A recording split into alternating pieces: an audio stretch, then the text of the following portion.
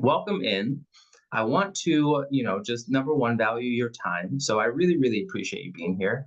Um, this is what I love doing the most. Like what we're going to be able to do, I'm going to teach a lot, but especially towards the end, we're going to have some chance to interact. You're going to be able to answer or ask me questions. And what I love doing the most is just showing you that there is a way for co-parenting to get better. Like that's something that I believe with my whole heart. It's something that I've seen play out with countless, clients that I've had. I This is what I live, this is what I breathe, this is what I like go to sleep thinking about, wake up thinking about. So I am just so glad that you're here and I cannot wait for you to learn what you need to learn. So today, what we're going to do, I'm going to share my screen.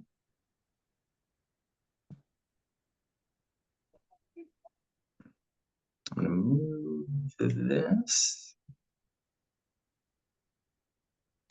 Because today, what we're going to be going over is the idea around co-parenting and hurting your kids. And the reason that I wanted to cover this topic is because one of the things I hear the most is, whether it's somebody that I'm working with in my creators coaching program, whether it's somebody in my DM, somebody in the comments, somebody in the Facebook group, the idea that co-parenting is hurting the kids, harmful to the kids, negatively impacting them, it always comes back to this fear of failure, right? And one of the things that I think any parent has to face is this fear of failing your kids. And obviously, as co-parents, we have a deeper wound because we're not raising our kids in the quote unquote traditional way. We're doing it in a way that not very many of us saw growing up.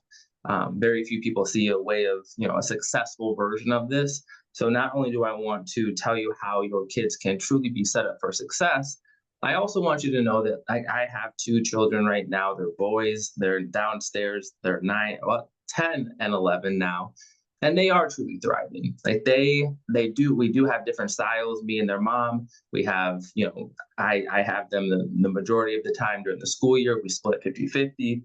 There's a way things really do work out, and I want to be able to walk you through it. So I am Jay Skibbens. I'm a dad. I've obviously been a dad for 11 years. I'm a co-parenting coach, been coaching for 4 years. And what I believe like one of my skill sets is to be a professional safe space creator. And especially working with co-parents, what I found coming into this space is that there are definite spaces for the legal side of things. There's definite sides for, to be fair, people who really just need to complain and vent and, blame their co-parent. There are spaces, there's encouragement for that. But what I found is that there's not a lot of space for like the hardcore emotions, for the grief, for the sadness, for the anger, for the, uncertainty, for the insecurity. So I have made it my mission to create the space to explore those emotions. So tonight's class is for parents who really love their kids deeply, but you're worried that your kids are being affected by the conflict or by the inconsistency or just by, the way that you're able to show up. So the idea is that there's this fear that co-parenting is damaging to your kids. So what I see over and over and over again is that people are trying to protect your kids from the hard emotions. The same emotions that you might have a hard time feeling, the same emotions that you might have actually spent your entire life avoiding. Things like anger. I hate being angry. I'm not an angry person. But I know your kid gets angry, and I know that you get angry, and I know that you probably have anger burning inside of you. So what we have to do is be able to get to the point where we know how to access that anger in a way that at first might actually consume you. This isn't going to be something that's going to be dainty or, cutesy. There is times where anger will have to consume you because it will need to burn down what you've been holding together so that it can help you create something new. Anger is really important because it's going to tell you what's most important in your life. We don't get angry over unimportant things. We only get angry over important stuff. So tonight we're going to explore how to go from protection mode, where you're trying to protect your kids from those emotions, to guidance, to growth. So the lie is don't let your kids see the emotions. To me, that's bullshit. To me, that is one of the worst things you can believe, because I know that your kids show emotions. I know that your kids have no trouble whatsoever expressing their sadness, expressing their anger, expressing like when they don't like something. I know that my kids will tell me straight up when they don't like my food, when they don't like my singing. They don't make themselves small. They don't box up their emotions. So I've learned, and I want you to know that it's a lie when you're told not to let your kids see your emotions, because what that does is that it doesn't give them guidance and doesn't show them what to do with the anger, with the sadness, with the grief, with the uncertainty, with the insecurity. So the trap then is that the emotional suppression, that's survival mode. That's when you're just trying to make it through. That's when you're just trying to get through today to get to tomorrow. And what I see is that when people are in survival mode, they have stopped thinking about themselves. And in that sense, you're not able to plan ahead. You're not able to remember what you wanted to be, what what your dreams are, what your hopes are, what your passions are. You're really just making it, day by day, minute by minute. So if that's how you're feeling, if that's how you're operating, then your kids are getting that from you. And I know that you do your best not to say anything bad about your co-parent, and I know you do your best not to, outwardly display it. But our kids pick up on stuff. Our kids are watching things all of the time. And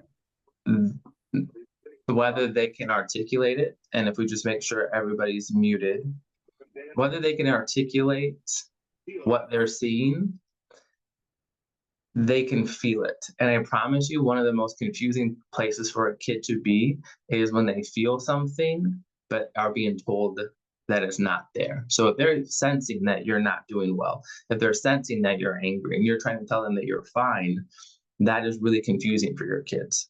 So the shift is that your emotions are actually your superpower. One of my favorite ways to explain this is if you can imagine being a child, like imagine you as a baby.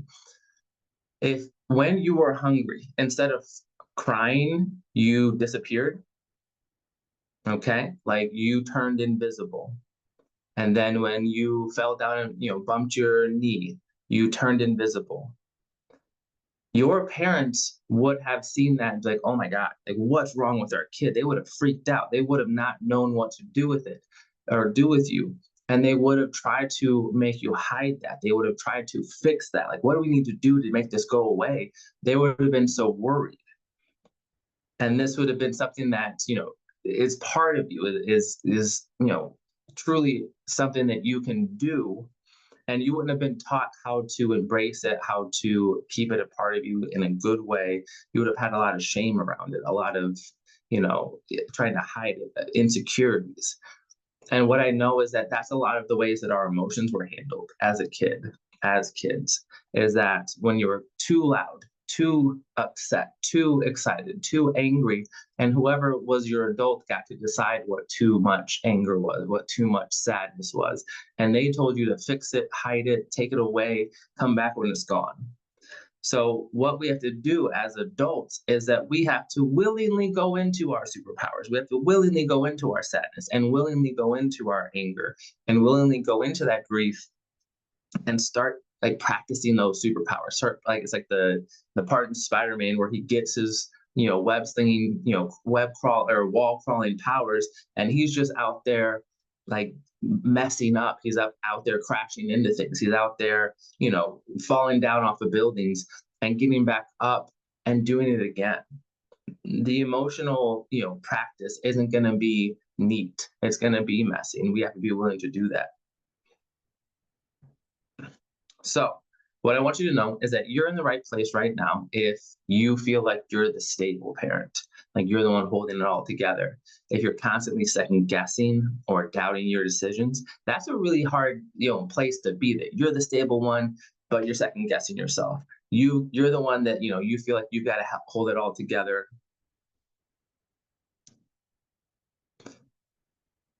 But you're not sure if what you're doing is working. you're scared of your co-parent's behavior and what it's doing to your kids. You're in the right place if you just want to be able to focus on the kids in peace. That's what I hear so much. I just want to be able to focus on the kids. I just want to be able to focus on the kids. That is a choice. So I want you to know that you're in the right place if those things are hitting home for you. You're also in the right place if you've tried to convince your co-parent to see your side of things, only for the parenting styles and the decisions to end up seemingly on opposing sides, almost working against each other. I want you to know there is hope. I'm not here to tell you, oh, me and my co-parent do everything exactly the same. Our routines are the same, our bedtimes are the same, our diets are the same, our priorities are the same. No, I assure you, me and my co-parent have very, very different ideas on what bedtimes are, on what screen times are appropriate, about what they watch on screens and being appropriate. So this isn't a place to convince you that you've got to be on the same page for your kids to be great, for your kids to benefit from this, for your kids to, not always be in disarray or dysregulated. My kids have very contrasting styles as, for our two parents, and they do amazing. So again, I'm a dad, I'm an educator, a coach, a boyfriend. I've been certified as a life coach since 2020. I really believe that, I am a co-parenting coach, but I am more so a life coach for people who just happen to be co-parents. I've coached over 600 moms in those 4 years, or 600 co-parents in those 4 years, primarily moms. I was a sixth grade teacher, so the fact that my kid is now 11, I feel like I'm just like, I love this age so much. I love this age, and I love toddlers. So the ages that people seem to have the most trouble with, that is my wheelhouse. Probably because I feel very aligned with the way that they think. They're very simple, they're very easy to please, but they're also very mouthy. So, for me, I've been an inner peace creator.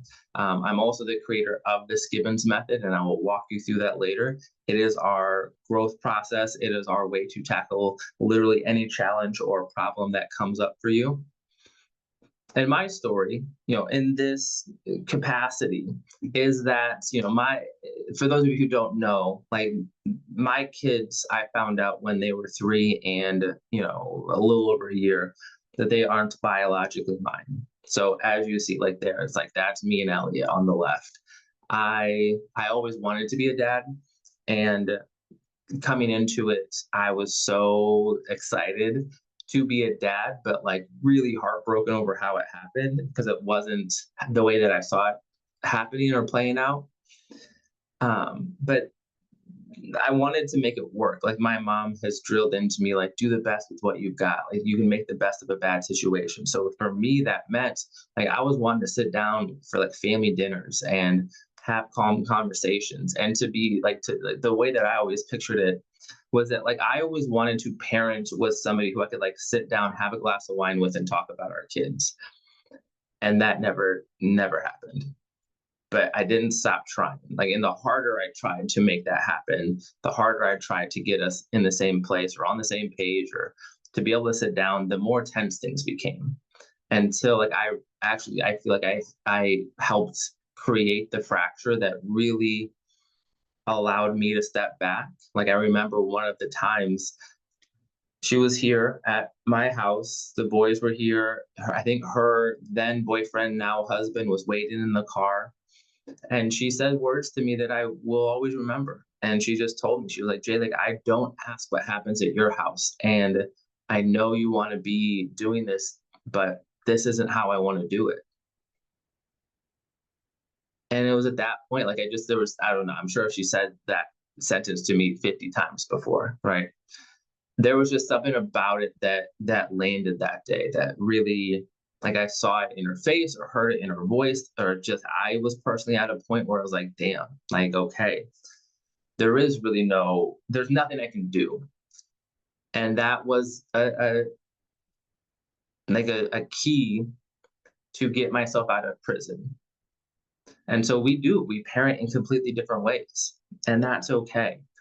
Because I stopped trying to control the picture and I started creating peace within what we have. Like I love transition days now because my kids do come back tired a lot of the times. And that I feel like is when I'm at my best as a parent, is, like I said, creating the safe space. Like, it's okay for them to express their emotions. It's okay to do that.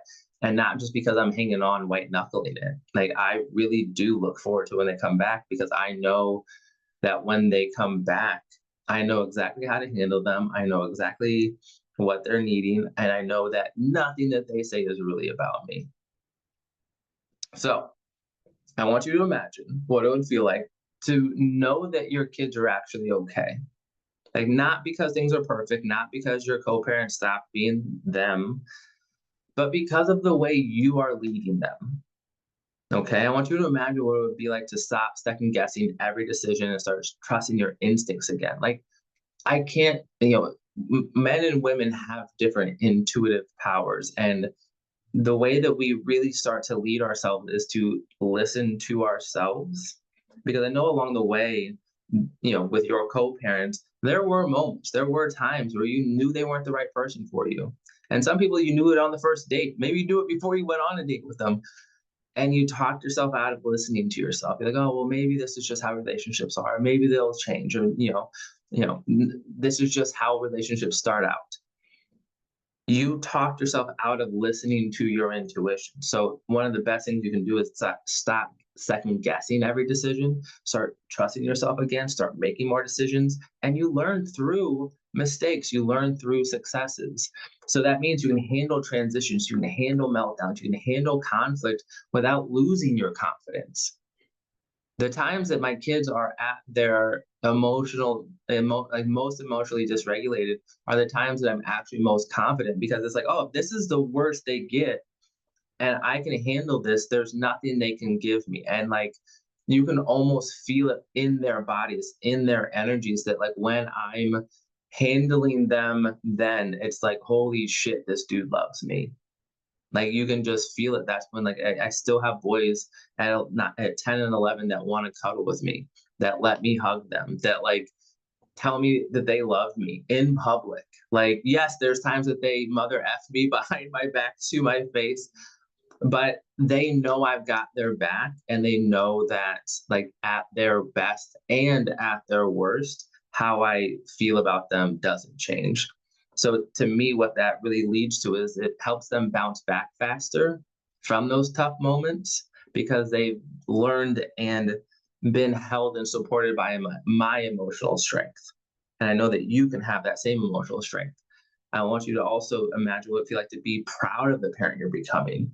Not proud that you're holding it all together, not because you're the strong one, not because you don't let anybody know how hard it is. No, this shit is so hard, guys. This is so hard. This is the hardest thing I've ever done.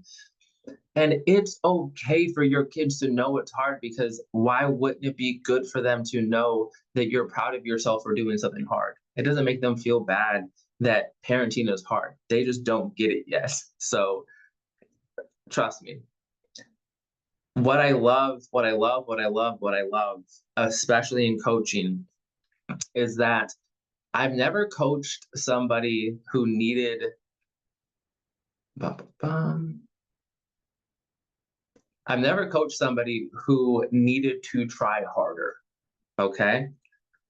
So what I'm saying is, like the changes that you're going to go through, the changes that are possible, aren't going to come from over analyzing your co-parent, or trying to manage or fix your kids, or pouring all your energy into what's going wrong. It's not going to come from trying harder at what's not working.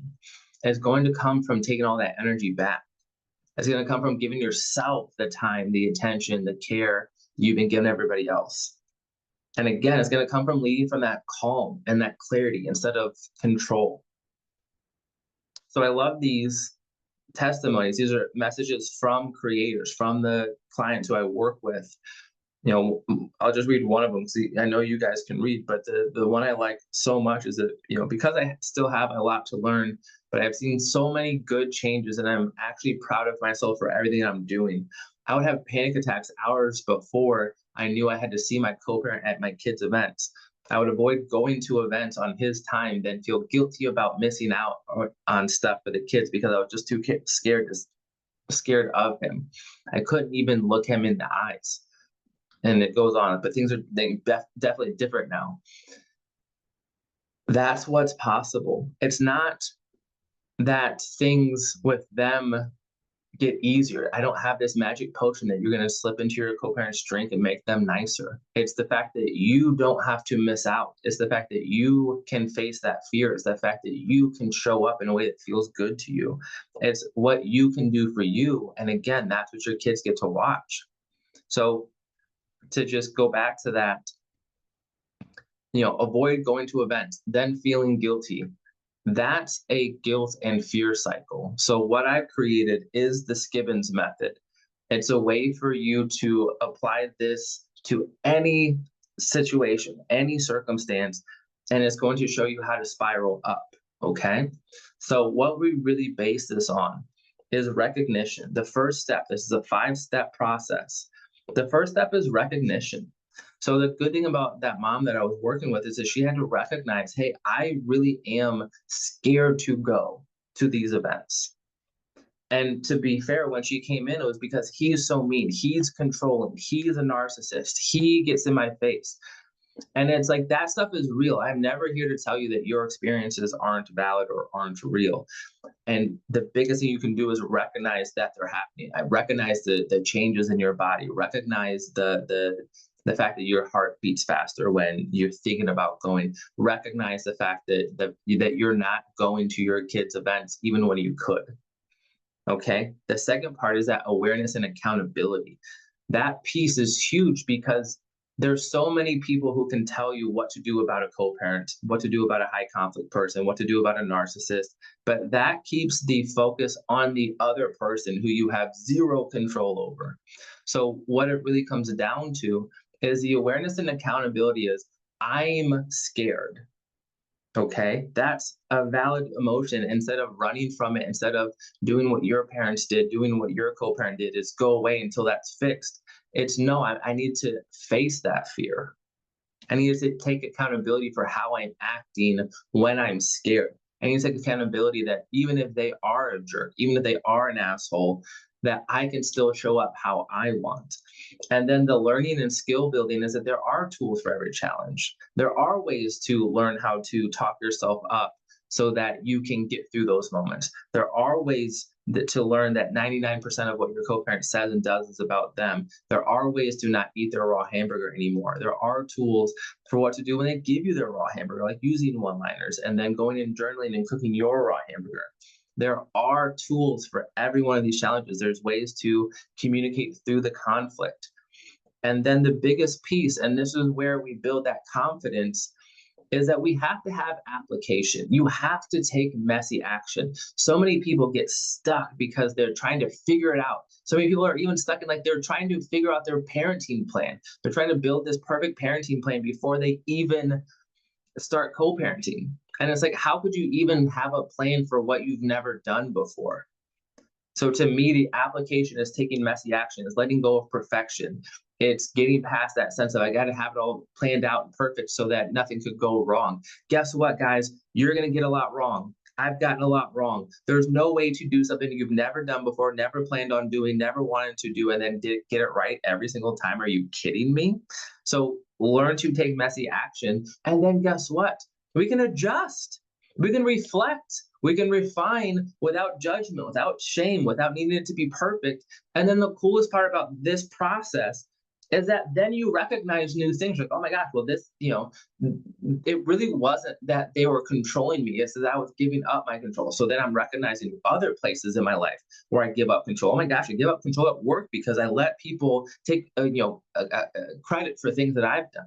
I let, people text me after 6 o'clock and I respond to them. So then it's like, okay, well then my accountability is it's not that they're doing this bad thing by texting me after 6 o'clock. It's the fact that I'm responding after 6 o'clock.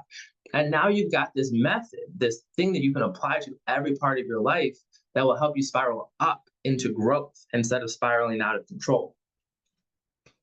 Okay. And then the biggest thing that I can teach you when it comes to your kids, right, is that so many parents fall into the trap of making their kids their emotional avatar. And what that means is that, like we talked about with the superpowers and in your emotions, so many people didn't have access to their emotions. They didn't or they weren't taught how to process their emotions. So you truly don't feel safe processing your fear. You really don't feel safe processing your anxiety. You don't know how to truly sit with those things because you were told, get rid of it, fix your face, or I'll fix it for you. Come back when you can act right. Like, all of these things we were told were basically ways to stuff and suppress our emotions. So you don't have a clear way to do that now. So you don't access your kids until you see your kid expressing that emotion, and then you try to fix it through your kid. So you tell yourself, my kids just don't like my new ex's new partner. They're just so uncomfortable. They're so confused. But the reality, again, going back to that awareness and accountability, is you don't like the new partner. You might not want to be with your ex, but you might not want them to be happy yet. Like, let's be real, you might not be ready for them to be happy. You might not like the fact that you said, we're going to wait, a year before we introduce anybody, and it's been 6 freaking weeks. That's okay to be pissed off. I'm here to tell you, how you feel about the ex's new partner is okay. But if you then project that onto your kids, and my kids are upset, my kids don't like this, my kids, that's your emotions. So instead of, like, this emotional avatar trap is that instead of facing the emotion that you're feeling, you try to fix it in your kids or through your kids. So you're not being a bad parent, but you are, stuck in a cycle because nobody ever showed you how to hold your emotions safely.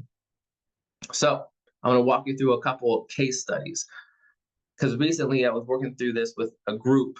Like, I think it was just 2 Fridays ago, and a mom brought up this fact that, her son tells her that he gets scared when dad yells. Okay? He gets scared when dad yells because dad doesn't want him to be mad. Like, the kid said that dad doesn't want me to be mad. And this mom, listening to this, her whole body tightens, right? Her whole body reacts to his words, right? Because she can remember what it feels like to be the one being yelled at. And this is where the emotional avatar shows up. She's not just feeling her son's fear. She's truly reliving that. She's truly being transported back to those moments. And because she hasn't healed through that, and she hasn't created that safety within herself, she tries to fix what her son is feeling. She tries to, like, dissect it. And then she tries to maybe take it to the co-parent, right? Well, if you could just understand how you're making them feel, maybe you'd stop. And she tries to fix the problem in the co-parent. She tries to fix the problem in her son. But the reality was that she was the one feeling fear. She was the one that was getting triggered. And even though it can be hard to understand and hard to accept, the only thing that you have control over is processing your own emotion.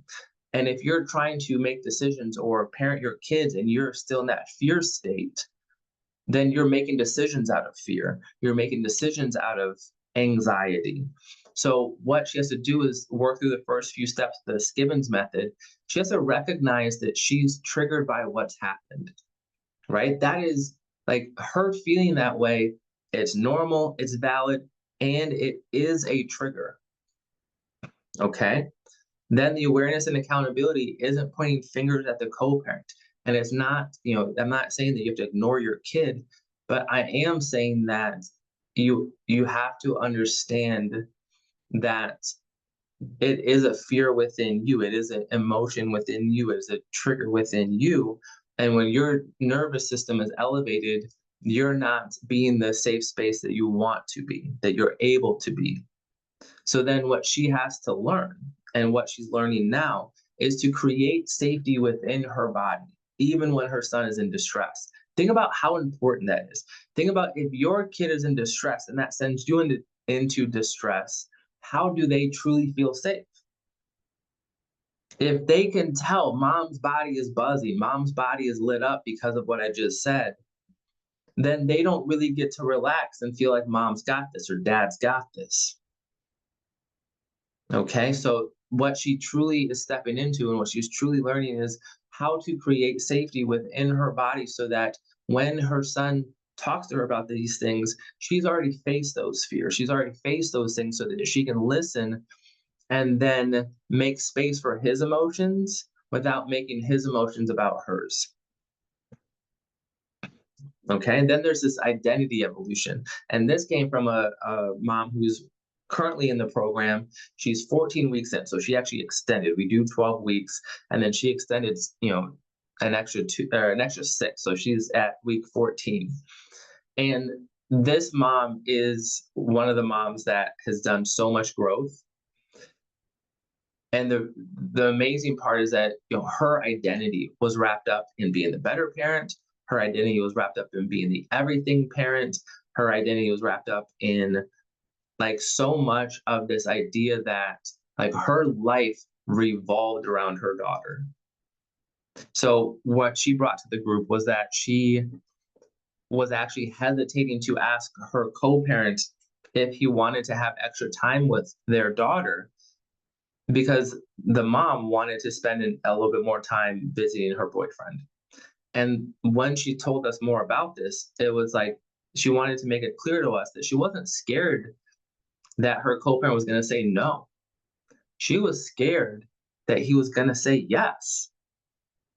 And that's one of the most amazing things about the work that we're able to do is that within 12 weeks, she literally was like, I don't know if I ever want another man to ever touch me again. I don't know if I ever want, in fact, I can never see myself dating. And my whole life is like around my daughter.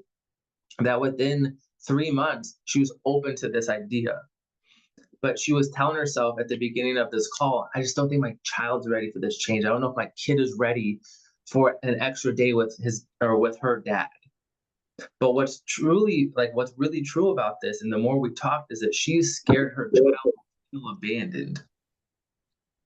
Okay, and if you just came on, make sure we're muted. She's scared. This mom is scared that her child will feel abandoned by this choice to go spend time with the boyfriend. But that just mirrors her own fear, that mom's own fear of being abandoned and not being enough. Like if I'm not with her all the time, then she won't feel like I love her. And this is where, and I just coached somebody through this, and I want you to hear it as well, is that if you are parenting from a place of, I don't want to do what my parents did to me, I need you to hear this. If you're parenting from a place of, I don't want to do what my parents did to me, from that like deficit, right? You're not parenting from a positive place. I want to do this like they did, or I want to do this like somebody else did. You're parenting from a place of, I don't want to be like them. Then the reality is that you don't know when you're doing enough. You don't know when you're doing it right because you're basing it on, I don't want to be like them. I felt abandoned and I want to make sure my kid doesn't feel abandoned. But the reality is that our kids are going to feel these feelings. So until we heal through us feeling abandoned, we'll always have that undercurrent of anxiety that our kids are going to feel abandoned by us. So we overcompensate and we overanalyze and we hyperfixate and we try to make sure. And then as soon as they ever show any symptom of maybe feeling abandoned, we wig out, we feel guilty, we spiral into doomsday shit, and we don't allow ourselves any grace. So what you have to do is you have to recognize that you have to notice that the fear of the kid, like that's actually her own. Like she's noticing the fear in the kid, then she has to notice that the fear comes from herself. And the awareness and accountability is like understanding that this emotion belongs to her. Like she's worried that her kid's gonna feel abandoned. And then she has to be like, well, that means that I have a fear of being abandoned. And then she has to learn how to like allow herself to expand to the point where she can model this life and trust that her kid won't feel abandoned. Like there's so much in the word trust. There's so much that happens that we don't get to have complete control over. And a lot of what we have to trust is in letting go and letting things play out and trusting that what you've been doing is enough. Even if there's no fairy that comes along and like bops you on the head, like, oh, now you're done. Now you've loved your kid enough that they're never going to feel abandoned. Now you've done enough that your kid's never going to feel like you don't love them. You have to be willing to trust. Okay? So the reality is that you're not here by accident. You've tried doing it the right way. You try to shield your kid from the pain. You try to not badmouth your co-parent. You try to be in a safe space. And in a lot of ways, you probably have succeeded. When I say try, I don't mean that you're getting it wrong or that you haven't done it. But the reality is it's not working out the way you hoped. You are still walking on eggshells. You're still losing sleep. Your peace really depends on if the kids are okay. So this is where we take the Skibbens method, and it helps you take the next steps. Like, you can get to a place that you have peace. So I want you to take a journey with me. Just for a second, close your eyes. And I want you to imagine transition day. And yes, your kid might come back tired. I used the line that my kids would come back with bags of candy and bags under their eyes. And that is an accurate statement. And I don't say that to talk shit about my co-parent. It's one of those things that is just a reality of our situation. And I also want you to know that that has helped make me a better parent. So what I want you to imagine is that you can laugh when they come back with that bag of candy. You can handle when they get upset because you know what to expect and you don't see their emotions. You don't see their emotions as something going wrong. You understand that kids who are tired act out. You understand that kids who are tired say things that they don't always mean. And then instead of taking it personally, instead of seeing it as an indictment that you are failing, you just make space for it.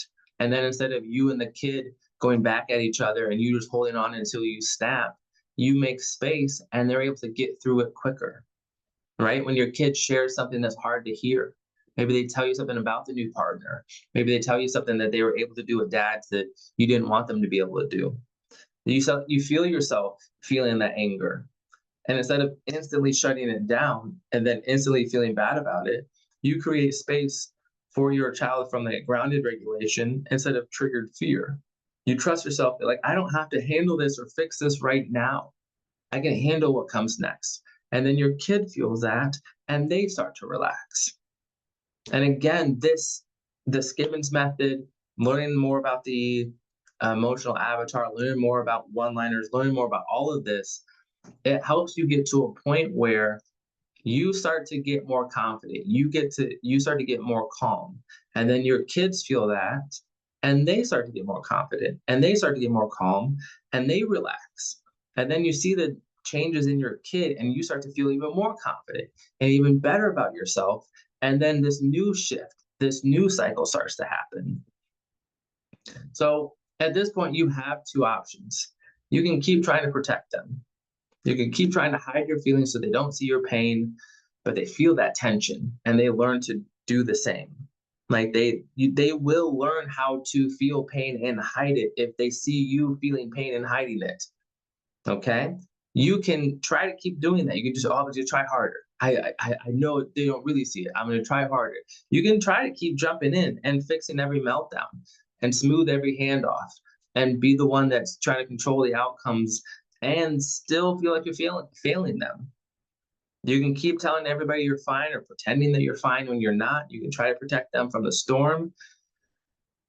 But then your kids don't learn how to handle these big emotions. You can tell them what to do. You can tell them how they should handle it. You can tell them that it's okay for them to feel their emotions, but you know it. Kids watch from what you do, not from what you say. Okay? Or option two, you could teach your kid by showing them. You could model, you could walk through your own chaos. You could face this shit in the mirror and then you could model calm. Not by pretending, but because you faced your biggest fears, because you faced your biggest anxieties and your anger and all of these things you've been hiding. You can stop blaming yourself for their pain.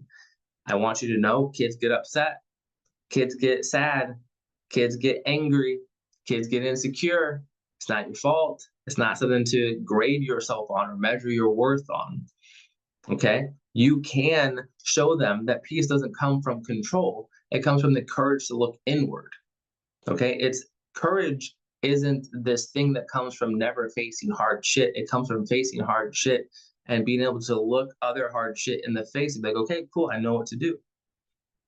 And the coolest part is that you just become the version of yourself they deserve to watch.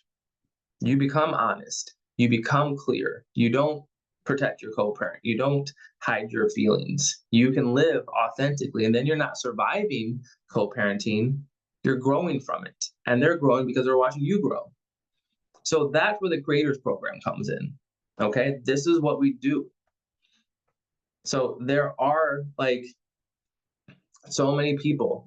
Like I said, I've coached over 600 moms over these 4 years. It's the best investment people have made.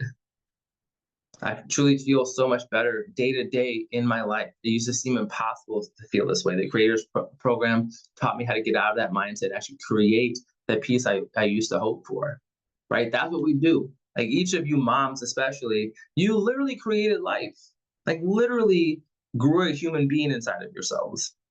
You can create a new life for yourself now. Okay, so I just want you to know that when you show up and when you are authentic, there is nothing that you can't do. So how does it work? What is the creators? It's 12 weeks of growth and support. Okay, you'll spend 3 months with us. You'll learn how to shift. You'll learn how to go from surviving to truly thriving. Every week, you get 3 weekly coaching calls with me. Okay, Tuesdays, Fridays, Sundays, all of those are recorded. We learn the emotional tools. We get coached in real time. You get to practice what we're doing with the other creators. You'll get paired with a dedicated co-parenting mentor. You'll have 6 one-on-ones with her. That way you have somebody you can go deep with. You can ask questions to, you can be vulnerable with. She'll walk you through her experiences and really walk with you through this 12-week journey. And you get a full curriculum, right? You get 40 lifetime access to 40 videos. There's workbooks that covers emotions, boundaries, communications, triggers, identity, masculine, feminine energies, all of these things, and then you get lifetime access to it. And the modules are broken down into different, groups. There's a blueprint of you. Everything that we do, the co-parenting blueprint, you have to get serious about your mindset. You have to get serious about your self-talk. If you just pause for a second and think about the way that you talk to yourself on a regular basis, that has such a huge impact on how you handle stress, how you handle conflict, how you think about yourself as a parent. If you're telling yourself that you're failing, if you're telling yourself your kids are going to suffer, if you're telling yourself that your co-parent's an asshole, those are the things you look for. So we help you rewire your mindset, rewire your self-talk so it works for you. Then it's the blueprint of growth. That growth and healing don't happen by accident. You have to be able to face these emotions. I will say this until I'm blue in the face. Facing your emotions is the most powerful thing you can do. So that's how you break free from survival mode. Survival mode is just running from your emotions. And yes, it'll feel like they are overwhelming. It'll feel like you can't possibly like when will the sadness end? When will the grief end? The reality, and I will always keep it 100 with people, there's no timeline. Emotions don't have a timeline that you might like. But the alternative is to keep suppressing them, and therefore you're going to keep making the same mistakes. You're going to keep hitting your head against the same brick wall. So you'll need to learn how to shift the story to become the main character. So instead of telling us what your co-parent's doing and what your kids need, you get to show up. You get to matter, your wants, your needs, your dreams. And you really need to start healing those wounds you've been carrying since childhood. And then after we've started with your mindset and after you've been growing, then we can talk about interacting with your co-parent. Okay, we can teach you how to communicate through the conflict. We can teach you how to handle triggering co-parenting behavior. We can teach you that boundaries are actually where you're willing to put your time, energy, money, and other resources, and not just ways to make them change their behavior. So we give you this blueprint, and like I said, you get lifetime access to it. Plus, there's bonuses where you'll get all of our resources. Anything I've ever made, you have access to. And your co-parenting mentor is somebody who will be there. You can text them literally every day. It's somebody who has lived through some of the hardest things that a co-parent could live through. Not potential, but living states away from her co-parent and then coming back and integrating the family. Also there has been times of abuse. So when you need somebody to talk to who gets it, your co-parenting mentor has been there. So what I want you to know is I started out the same place as you. This isn't something that like just I snap my fingers one day or that I've always been this way or like try take a poll of people who have known me 10 plus years. This level of emotional, regulation wasn't always the case. I also never really felt like I was doing enough as a dad. I was always feeling I had to overcompensate for what my co-parent was doing. I did spend my kid free time wrapped up in anxiety over how they were doing it when they were with her. I believe the answer was either proving her wrong or getting her to finally cooperate. And if you know anything about co-parenting, those are two opposing ideas, but I was trying to do both at the same time. Okay, I was consumed by co-parenting. I was consumed by these ideas. So the reality is that you could try to, find your way to these answers in other ways. People talking to lawyers, paying $300 an hour. If you had the 36 sessions, right? You get 36 group sessions with me. 36 times 300 is $10,800. Okay. 6 sessions with the therapist would be $1,200, plus the course on how to cope with the narcissist, plus the sleepless nights, plus parenting from fear. Like that, you're spending almost $13,000. Plus, you don't end up with anything. You don't have clarity. You don't have peace. So to me, what we do is we allow you to have access to these tools, to our support, 2-3 months of this guidance so that you leave confident, you leave us knowing that you can do these things. And the best part is that we have people who can walk the walk, talk to you about, spending $3,500 on a retainer, $2,500 a month for almost a year on lawyers, GALs, psych evals, retainers, $87,000. Okay. And after the creators, they were able to discharge their GAL. We just had a woman in our program right now fire her lawyer because what these people are there to do, the GALs, the lawyers, they're there to make decisions for you. They're there to set boundaries for you. They're there to try to tell you how to live your life. But when you know how to live your life and you know how to make decisions, it completely changes everything. So it's not $87,000. It's not $10,000. Today it's $26.95 for 3 months of life-changing work, for 3 months of being able to talk to your co-parenting mentor, to talk to the other people in the group, to get lifetime access to our curriculum, to have 3 group coaching sessions with me every week, less than $3,000. Okay, so what I will do is I'm gonna stay on the line. I'm gonna open this up because I know you guys probably have questions. I know that you guys really do have, things you want to hear from me directly. But I do want you to know that this is something that I want you to be able to join in tonight. So for today only until midnight Central Time. So it's, about 4 more hours. I'm going to give you a 10% discount. So just so you know, be thinking about it. There is a 10% discount that is coming and will keep open for 4 more hours. But let's be honest, like you didn't sign up for this because things are fine. Like you're scared the way things are going might be hurting your kids. You're exhausted from holding it all together. You're tired of wondering if you made the right decisions. You're trying to protect the kids, but like deep down, like you're the one falling apart. If you honestly, I know that if you could put your kids in this program, you would. Like, let's be real. I know that if you could put your kids in a program like this, you would do it in a heartbeat. But the thing is that you're the one that needs this. You're the one falling apart. And that's okay. That's what we want you to come in and do. Come in and fall apart with us. Because once you're inside, you're going to get a private message right away. You're going to get access to the videos in the library right away. You're going to set up a call with your mentor right away. It's instant. We're going to give you the link in just a second. And as soon as you hit submit on that payment, we're going to get you plugged in.